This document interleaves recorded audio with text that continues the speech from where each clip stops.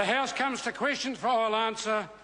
Question number 1 in the name of the Honourable David Parker. Thank you, Mr Speaker. My question is to the Minister of Finance. Does he stand by his statement that a publicly owned insurer is a dumb idea? Honourable Stephen Joyce. Mr Speaker, on behalf of the Minister of Finance, I stand by all my statements that I've made about the idea of a taxpayer-owned insurer. In addition to calling it dumb, I also said the idea is stupid and crazy.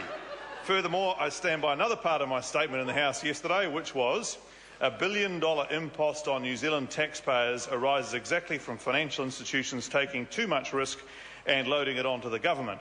That is why his proposition is stupid. I particularly stand by this other part of my statement. We want to avoid the taxpayer having to take the kinds of risks that have destroyed public finances in other developed countries. That is why the government taking on even more insurance risk than it currently holds is crazy.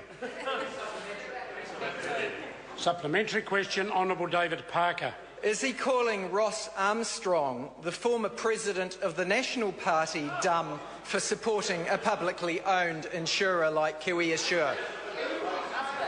Honourable Stephen Joyce. Order. Mr Speaker, on behalf of the Minister of Finance, are you referring to the former Labor Party first mover as Ross? That's right. Look, I'm reasonably... I've been here for 5 years now, but I must admit I've never actually met Ross, and possibly the Minister of Finance has, but I suspect he's not actually getting the advice from Ross Armstrong at this point in time. Supplementary question, Honourable David Parker. Is he calling the 850,000 customers of Kiwibank, the vast majority of whom would like to have a New Zealand-owned insurer, is he calling those hundreds of thousands of New Zealanders dumb? Honourable Stephen Joyce. Mr Speaker, I can't put words in the Minister of Finance's mouth, but on behalf of the Minister of Finance, I think what he is calling dumb, the idea that you would want to take on a whole lot more risk on behalf of taxpayers. Now, private sector insurers are paying out $20 billion as a result of the Christchurch earthquakes, and the only question is how much of that $20 billion would Mr Parker like the taxpayers to take on? Supplementary question, Honourable David Parker. Was it a dumb idea for John Key to say he was considering an investment by the Crown in Chorus on the same day Stephen Joyce and the Minister of Finance were saying investments like that would be a radical shift into a state-controlled economy reminiscent of the 1970s? Honourable Stephen Joyce. Mr Speaker, on behalf of the Minister of Finance, generally when the opposition fires out that a gag that misfires because it's incorrect and the quote is wrong, they generally don't come back for another smack the next day. The reality is the Prime Minister didn't say that, he just didn't rule out options, and you're the ones at the opposition that are trying to put words in his mouth. Is that a supplementary question?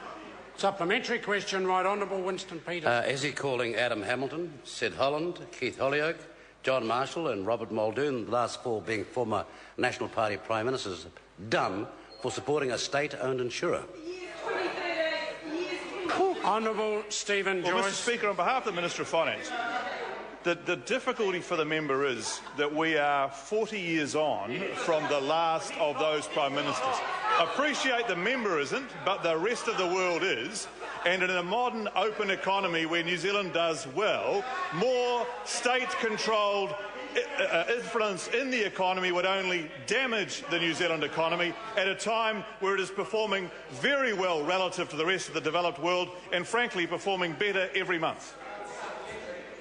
Supplementary question, Honourable David Parker. Is he calling the editors of the Press, the Southland Times, the Dominion and many others who have written editorials supportive of Labour's Kiwi Assure, is he calling those editors dumb?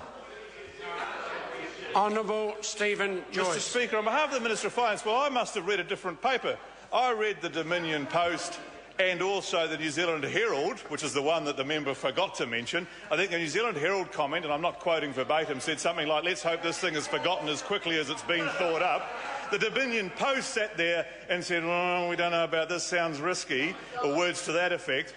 Mr Speaker, the reality of this half-formed, half-baked proposal is that all it would do is create significant additional fiscal risk for New Zealand taxpayers at the very time when the world has worked out that that sort of fiscal risk can be highly damaging to economies, to families and to any people in a country. Yeah. Supplementary question, the Right Honourable Prime Minister. Mr. Speaker, to the Minister of Finance.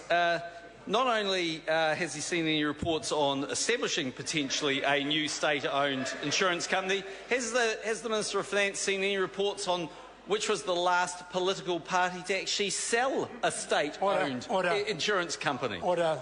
The Minister of Finance will have no responsibility for that. Further supplement.